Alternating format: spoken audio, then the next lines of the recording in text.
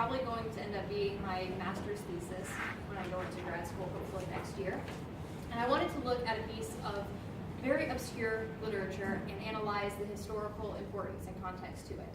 So I looked at Sodom, or the quintessence of debauchery, which is the first piece of literature to be banned on grounds of obscenity in English history. And when I was reading this play, I realized, yes, it is pretty pornographic, but it is actually a satire of Charles II and his court and Restoration politics. So in this presentation that I have just a little tiny taste of Rochester for you. This parallels France and England with Sodom and Gomorrah. It lampoons Charles and his mistresses. So one of the ways that he kind of puts England and France with Sodom and Gomorrah kind of goes back to the 1660s when there was the Great Plague and the Great Fire of London. And I like having artwork in this, and you can kind of see here the destruction of Sodom kind of looks similar to what happened in England in these artistic representations. Essentially, this play is about a king who is the king of Sodom, and he wants to rule with his pleasure versus actually having laws, and he tells everybody in the kingdom that sodomy is going to be the way to go. Here's a cast of some of the characters that I'm going to be talking about. We have King Voleximian, who is Charles II. Bugaranthus represents James Stewart, who would later become James II. Prickett, which we may talk about him in the Q&A. Not much to say about him. He represents the Duke of Monmouth, which was one of Charles's illegitimate sons. Tarsal here, he is the king of Gomorrah, who is not actually on stage, but he is talked about, and he represents Louis XIV of France. And then you have the two mistresses. You have Fucadilla and Clitoris, and they represent Barbara Palmer and Louise de Corral. And I'll get into them a little bit later. So here we have a lovely portrait of Charles II, who is our king. And one of the reasons why this is important is not only was he the king of England, but Rochester had a very rocky relationship at this point.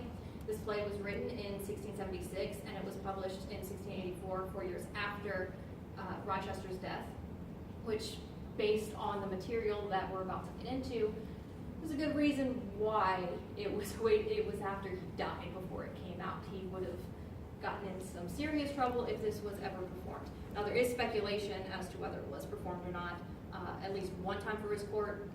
I could not find any evidence to make a claim saying that it was performed or not. So here we have the opening monologue, which pretty much sums up our King Charles and King Voleximian, where he basically says that he is going to rule like other monarchs. He's not going to care about laws. He is going to rule essentially with his penis. He is going to have all of these mistresses and just a free-for-all for everybody. So we can compare that to something that Charles actually said, that God would never damn a man for allowing himself a little pleasure. He was a notorious womanizer, and it definitely is going to show in this play. So another way that this is satire is it talks a lot about some of the laws that were enacted around the 1670s. And there's two very important ones. You have the 1672 Act of Indulgence, or the Declaration of Indulgence, I should say. And that's where Charles was more lenient towards Catholics and other dissenters during this time. This is after the interregnum, and this quote kind of highlights what was going on in the interregnum. During this time period, it was under Cromwell, England was a commonwealth, and they were very puritanical. It was very strict moral codes. And then you get into the Restoration with Charles, and he brings a lot of ideas from the French court with mistresses and lots of sex. And he brings that to England, and now you have a lot of people that are just breaking former vows, which could be interpreted as the vows of the interregnum and this very puritanical society. And then they're doing what nature and love disallows, which in the play, it's sodomy. In translation to England, it's allowing Catholics in country and not being as harsh on them as some other people liked. Then we have this word right here, indulgence, and that word really sticks out to me because that parallels with the Declaration of Indulgence that Charles tried to pass in 1672, where he was more lenient with Catholics. And this entire play can kind of be seen as a comparison to Catholics in England at this time. And he basically, says that they have no more penal statutes against them that they had during the interregnum. It wasn't as much of a witch hunt against them. They could exist in England without having to worry about, certain death. So then our next character that we're going to talk a little bit about is going to be the future King James II. At the time that this was written, it was first written in 1673 as a 3-act play, and then later amended in 1676, which will be important when we talk about the mistresses as to why that happened. So here we have a lovely portrait of James II. At this time, in 1673, he was the Lord High Admiral of the Navy, and Bagranthus here is the general of the army in Sodom. So you already have that comparison with their titles, but you also have that in what happens with his sexuality.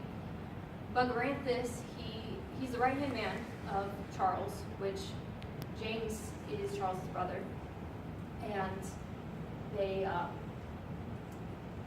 seduces Queen Contigratia in this play. However, he is impotent. Now, with James being Charles's brother and Charles not having any heirs, it was looking like he was going to be king.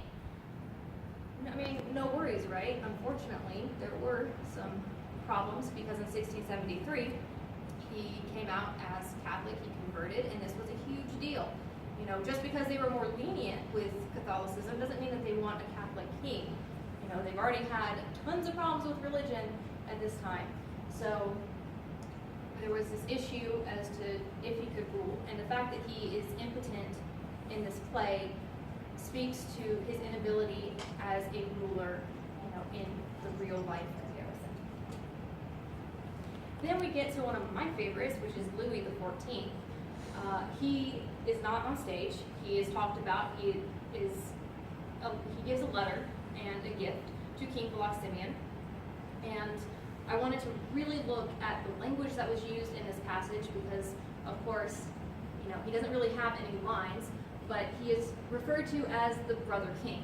Now, in the biblical sense, yes, Sodom and Gomorrah, they were two, kingdoms that were next to each other, France and England next to each other, but the fact that he uses the word brother king also talks about the relationship between Charles and Louis. They were cousins. Henrietta Maria, which was Charles's mother, was Louis XIII, his father's sister. So they were first cousins. And while everything was going down with the interregnum, it's not a good thing to be royalty in England at the time. So he actually went to Louis XIV's court and hung out there for a few years.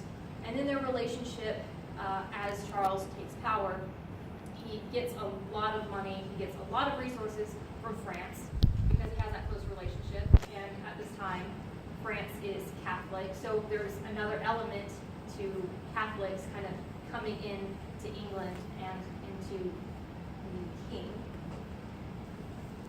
So then we get to the women, and Rochester, he did not have the best relationship with women. He died when he was 33 from syphilis. He lived a very full life of philandering with men and women.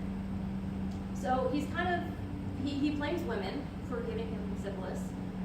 So it really shows. And he has an issue with Charles and his mistresses in particular. He sees Charles as almost like a father figure, and he didn't like the fact that he was squandering public monies to go towards giving titles to mistresses who weren't royal. They didn't deserve these titles, and here he was seeing his king giving them things that they didn't need. So again, here is another commentary about the interregnum. Women were, not sexual beings. It was very strict. And then now you just, you see this character, Pomponello. He is lamenting, and he's just like, why can't we go back these days? Women, they had sex for procreation. They weren't using it to get anywhere. They weren't using it as a power symbol. But you see that in the Restoration. So then, here's two of our lovely mistresses here. We have Louise de Querouaille, the Duchess of Portsmouth. She was French and a Catholic, and she was the later mistress of Charles II. Here we have the first prolific one would be Barbara Palmer over here depicted as the Madonna with one of her illegitimate children that she had with Charles.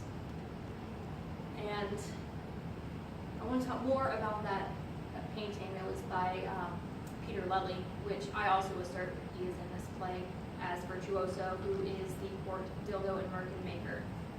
Yes, that is the character's name, and that is his position in the play. So here we have a quote from Funkadilla, who is Barbara Palmer's comparison. And this quote, when I read this, really shows that she is asserting her dominance as a mistress. This character in particular, she tells Queen Consagratia that she only had sex with the king because it was her duty to please the king, and that sounds like something Barbara Palmer would probably say in her day-to-day. She had this scandal in 1662 called the Bedchamber Scandal, and it was basically after the king has married Catherine of Braganza, and she wanted to make sure that everyone knew that she still had power. And when her son Charles Fitzroy was born, he was christened, and she made it clear that this is Charles' son. Her husband was not happy about that, and it turned into a huge scandal where she was up against the queen. And even though she was kind of out of favor with the queen, she was given the title of Duchess of Cleveland after this. And then this is about clitoris. This is from the 1673 version that I told you about that was later taken out. And the reason that was taken out in the 1676 version is that Rochester was not in good favor with this woman. He really did not like her.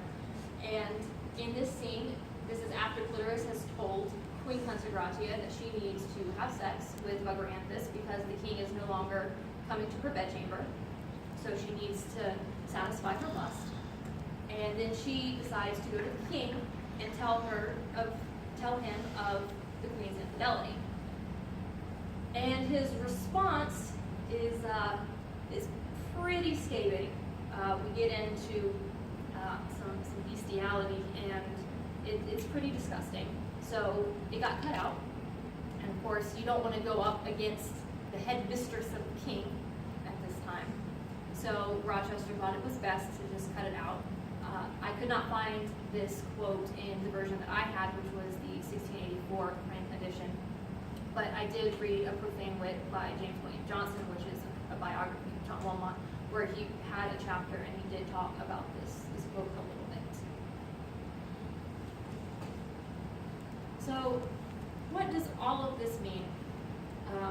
This piece has not been looked at in academics for a very long time. For a while in the Victorian era, it was banned, and as you can tell from the quotes, probably a good reason why it was banned. It was very, very sexual, and that's not even counting the stage directions. There were orgies, there's incest, there's bestiality, there's a lot of subject that's very taboo. But I feel that this is an important piece for Restoration literature, especially libertines. Rochester, he was very cynical, and he wasn't really afraid to pin down his frustrations with the court and the court life. He was very dissatisfied, and I feel like we need to look at offensive pieces. We need to look at things that are obscene, or they're unique, or they're very hard to find, and I think that we can learn something from them, especially in this time period.